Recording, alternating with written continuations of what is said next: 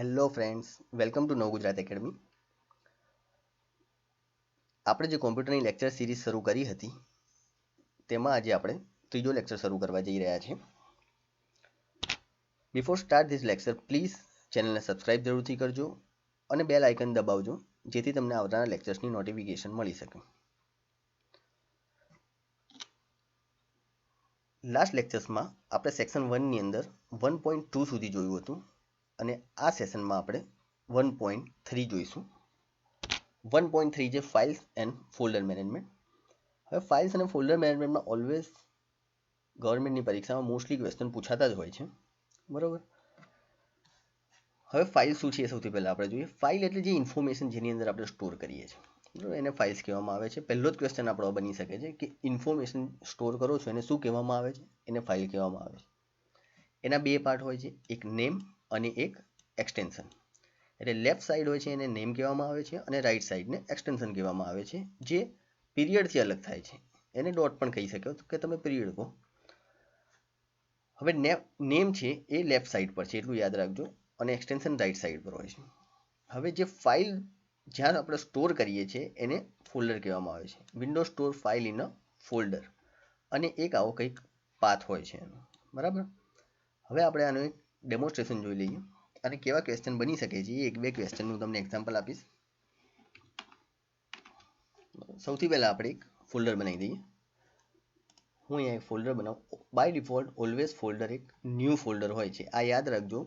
આ પણ ક્વેશ્ચન પૂછાયેલો છે, એટલે બાય ડિફોલ્ટ ન્યૂ ફોલ્ડર હોય છે. એક્ઝામમાં આપણને જનરલ ક્વેશ્ચન જ પૂછશે, કોઈ સ્પેશિયલાઇઝ ક્વેશ્ચન નહીં પૂછે. એટલે આ બધું જે આપણે જે પણ વર્ક કરીએ છીએ એ ખાલી યાદ રાખજો, એટલે તમારે એક્ઝામમાં ઇઝીલી તમે ક્વેશ્ચન અટેમ્પ્ટ કરી શકો. હવે ન્યૂ જે ફોલ્ડર બન્યું એની અંદર આપણે એક ફાઇલ બનાવી દઈએ, બરાબર. અહીંયા એક હું ફાઇલ બનાવું છું, ન્યૂ ફાઇલ વર્ડ ડોક્યુમેન્ટની, બરાબર, જેને આપણે એક ટેસ્ટ નામ આપીએ છીએ.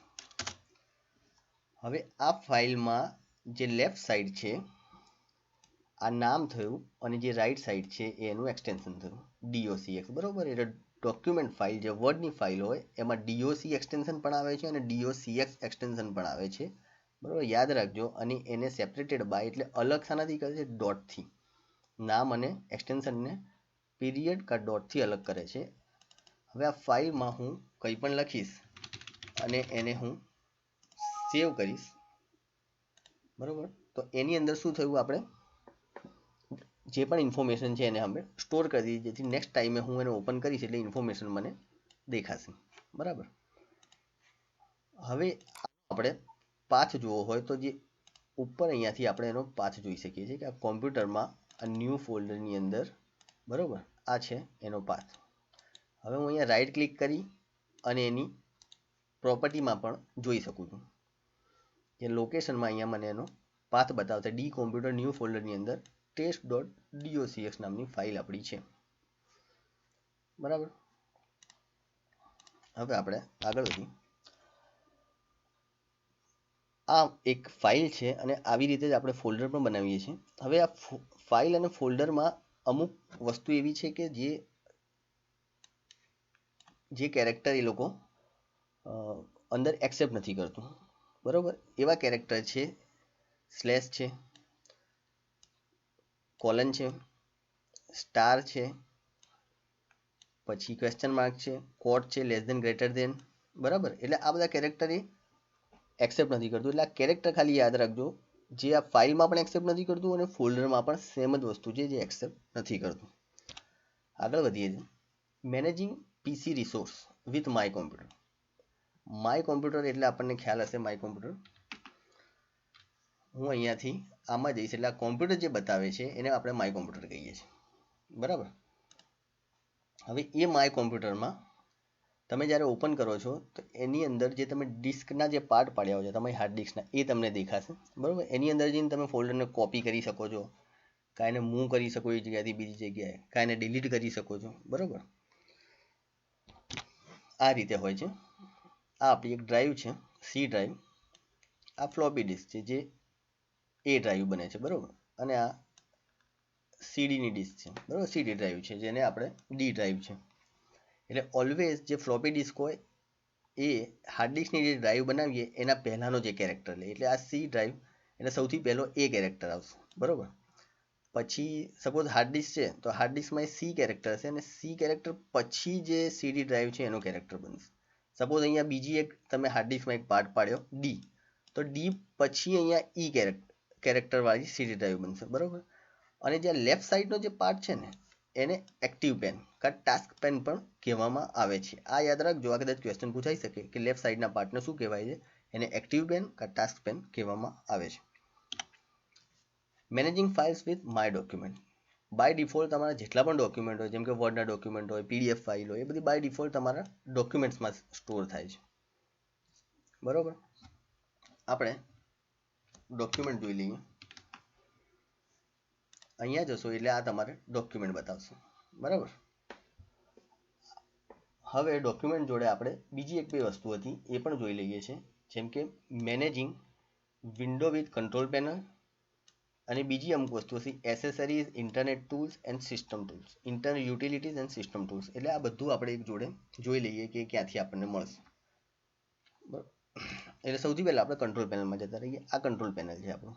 અહીંયાથી તમે તમારે સેટિંગ્સ બધા ચેન્જ કરી શકો છો, હાર્ડવેરના અમુક સેટિંગ્સ અંદર કરી શકો, સાઉન્ડના સેટિંગ કરી શકો, પ્રોગ્રામને અનઇન્સ્ટોલ કરી શકો છો, નેટવર્કના સેટિંગ કરી શકો, સિસ્ટમ સિક્યુરિટીના સેટિંગ કરી શકો છો, તમારે મલ્ટિપલ એકાઉન્ટ્સ બનાવવા હોય તો એ પણ કરી શકો છો. એટલે અહીંયાથી તમારે કોમ્પ્યુટરના બધા સેટિંગ થશે, બરાબર. એને કઈ રીતે તમે 3 ટાઈપથી જોઈ શકો છો. એક કેટેગરીથી, બરાબર. એક લાર્જ આઇકન, એટલે ડાયરેક્ટ સબ કેટેગરી પણ લાર્જ અને સ્મોલ આઇકનમાં ડાયરેક્ટ દેખાશે. જેમ અત્યારે હું આની અંદર જઉં છું પછી મને એની સબ કેટેગરીઝ દેખાય છે, એવી રીતે અહીંયા ડાયરેક્ટલી હું જોઈ શકું છું. હવે હું અહીંયાથી આપણે બીજી વસ્તુ જોઈ હતી એસેસરીઝ. તો ઓલ પ્રોગ્રામ્સની અંદર એસેસરીઝ આ રહી, બરાબર. આ એસેસરીઝ છે.